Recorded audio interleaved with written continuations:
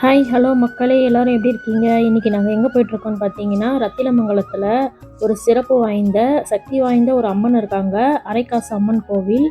அந்த கோவிலுக்கு தான் அங்கே போயிட்டுருக்கோம்.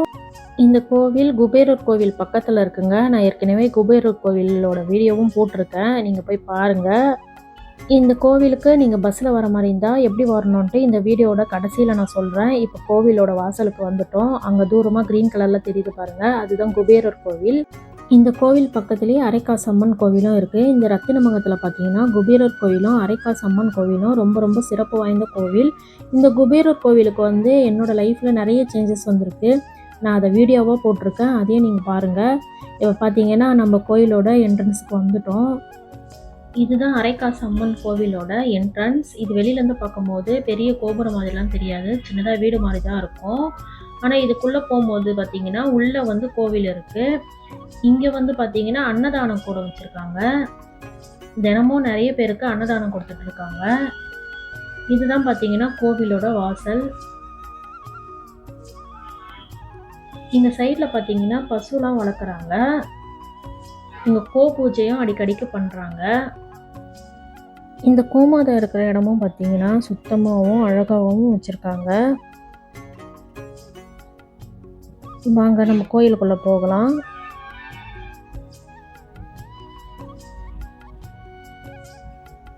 இதுதான் கோவிலோட வாசல்.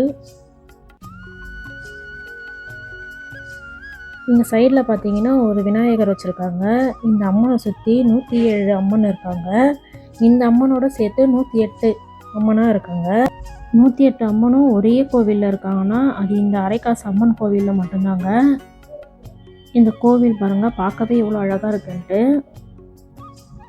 இந்த கோவிலோட சிறப்பு என்னன்னு பார்த்தீங்கன்னா, நம்மக்கிட்ட இருக்கிற பொருள் ஏதாச்சும் தொலைஞ்சிருச்சுன்னா இந்த அம்மனை நினச்சி உருகி, அம்மா தாயே இந்த பொருள் எனக்கு கிடைக்கணும் அப்படின்னு நினச்சி நம்ம வேண்டணும்னா கண்டிப்பாக அந்த பொருள் கிடைச்சிரும்னு சொல்கிறாங்க. அந்த மாதிரி நிறைய பேருக்கு அந்த பொருள் கிடைச்சிருக்கான். அந்த மாதிரி வேண்டி கிடைச்சவங்க எல்லாருமே இந்த கோவிலுக்கு அடிக்கடிக்கு வந்துட்டு பூஜை பண்ணிட்டு போகிறாங்க. இதில் பார்த்தீங்கன்னா நிறைய சினிமா ஆக்டர்ஸும் வராங்க. குபேரர் கோயிலுக்கும் வராங்க, இந்த அரைக்காசு அம்மன் கோயிலுக்கும் வராங்க. எனக்கு தெரிஞ்சவங்க ஒருத்தவங்க சொன்னாங்க, அவங்களோட நகை தொலைஞ்சு போயிடுச்சு. அப்போ பார்த்தீங்கன்னா இந்த அம்மனை வந்து மஞ்சளாக பிடிச்சி அவங்க பூஜை ரூமில் வச்சுட்டு இந்த அரைக்காசு அம்மனை மனசில் நினச்சிட்டு, அம்மா அந்த பொருள் எனக்கு கிடைக்கணும் அப்படின்னு நினச்சி வேண்டினாங்களாம். கொஞ்ச நேரத்தில் பார்த்தீங்கன்னா அந்த பொருள் அவங்களுக்கு கிடச்சிருச்சான்.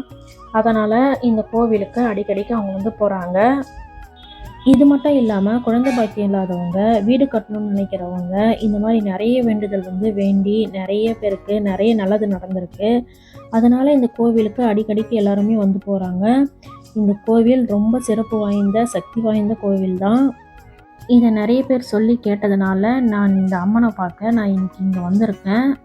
இங்கே பார்த்தீங்கன்னா 11 ரூபா கொடுத்தீங்கன்னா இங்கே இருக்கிற சீட்டில் ஏதாச்சும் ஒன்று எடுக்க சொல்கிறாங்க. அதில் என்ன எழுதியிருக்கோ அது அம்மனோட வாக்காக எல்லோரும் நினச்சி ஏற்றுக்கிறாங்க. ஓகே ஃப்ரெண்ட்ஸ், நம்ம வந்து கோவில் தரிசனம் முடிச்சுட்டு கிளம்பிட்டோம். இந்த கோவிலுக்கு நம்ம எப்படி வரணும்னு பார்த்தீங்கன்னா, வண்டலூர்லேருந்து இங்கே வரத்துக்கு 8 கிலோமீட்டர் தூரம் இருக்குது. ரத்தினமங்கலம் என்ற ஊரில் தான் இருக்குது. நம்ம தாம்பரத்துலேருந்து வர மாதிரிங்கன்னா 515A தாம்பரம் டு கோவளம் போகிற பஸ்ஸில் ஏறினீங்கன்னா தாகூர் காலேஜ் இல்லைனா ரத்தினமங்கலம் பஸ் ஸ்டாப் அப்படி சொன்னீங்கன்னா அந்த இடத்துல நிறுத்திடுவாங்க. அந்த தாகூர் காலேஜ் பக்கத்தில் பார்த்தீங்கன்னா ஒரு சின்ன ரோடு போகும். அங்கேருந்து கொஞ்சம் நடந்து போகிற தூரம் தான், ஒரு 10 நிமிஷத்தில் அந்த கோயிலுக்கு நடந்து வந்துடலாம். ஓகே ஃப்ரெண்ட்ஸ், இந்த வீடியோ உங்களுக்கு ரொம்ப பிடிச்சிருக்குன்னு நினைக்கிறேன். நீங்களும் ஒரு தடவை இந்த கோவிலுக்கு வந்து போங்க. வாழ்க வளமுடன். நன்றி, வணக்கம்.